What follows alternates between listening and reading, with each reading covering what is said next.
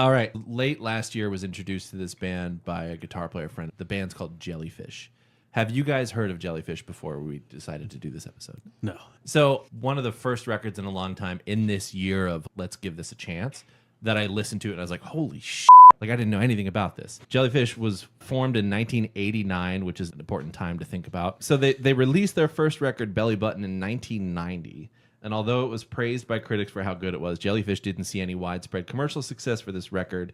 And when we look at the musical landscape at the time, it's easy to see why. What was going on in 1990? Grunge. Not yet. It was hair metal.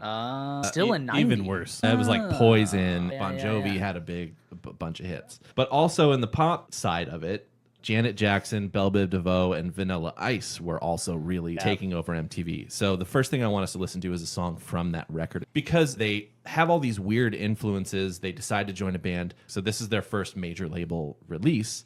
The song I want you to play is The King is Half Undressed. This is the first single that they were releasing when Ice Ice Baby was popular, when Every Rose Has Its Thorn is popular. What a weird time. I know.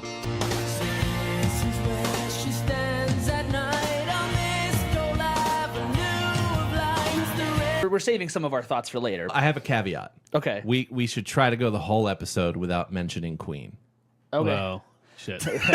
It makes sense that they would come together with all these things they used to love. Yeah. But it also becomes something new, which is I think what it reminds me of. Because when young musicians and young friends get together and write music based on, I like this, and I like this, and I like this, it doesn't sound... It can kind of sound like one of those, but it tends to, if they do it right, it's not like a ripoff. It's just writing songs together. And me saying not to mention Queen is much if we did an episode about, who's the band that sounds like Led Zeppelin?